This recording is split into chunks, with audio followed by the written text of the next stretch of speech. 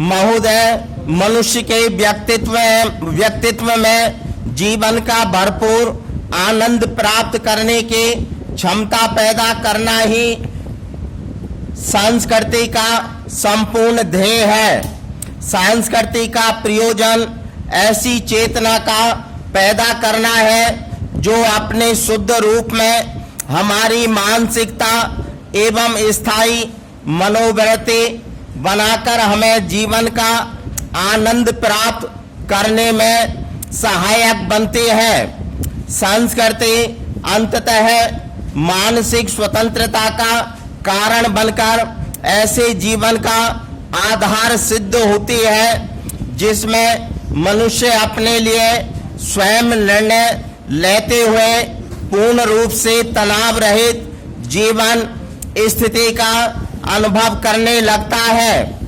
इसके विपरीत धर्म कई बार चित्त की स्वतंत्रता और हमारे निश्चय की मुक्ति अवस्था में अनावश्यक उल्लंघन करता है।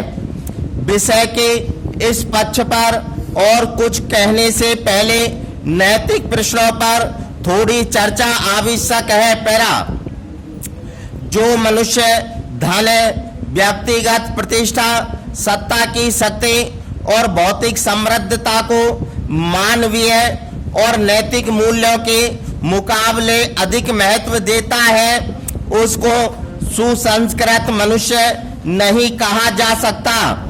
सुसंस्कृत व्यक्ति से यह अपेक्षा की जाती है कि वह अपने व्यावहारिक जीवन में संस्कृति और गौरवपूर्ण जीवन में विभिन्न प्रकार के कठिनाइयों के होते हुए भी उचित तारतम्य स्थापित करने में सफल होता है।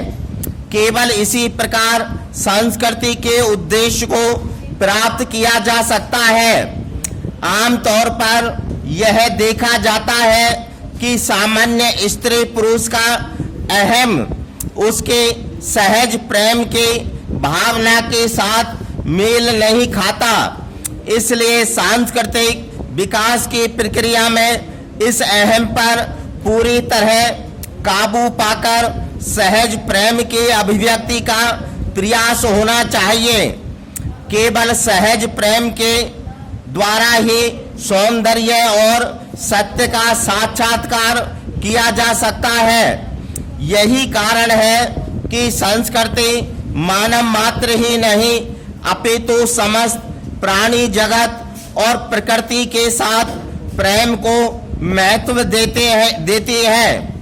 संस्कृति के इस उद्देश्य को ध्यान में रखते हुए यह कहा जा सकता है कि जब धर्म संस्कृति के मार्ग पर रुकावट बनकर खड़ा हो जाता है तो दोनों के बीच विरोध होना स्वाभाविक ही है। पैरा, संस्कृति के द्वारा समाज और उसमें रहने वाले व्यक्ति अपनी एक निश्चित पहचान प्राप्त करते हैं। इसलिए विरासत में मिले अमूल्य निधि के रूप में संस्कृति का पोषण और संरक्षण स्वाभाविक ही होता है, परंतु अपनी संस्कृति को अपने तक ही सीमित रखना चाहिए और उसे दूसरे समाज या व्यक्तियों पर थोपने का प्रयास नहीं करना चाहिए।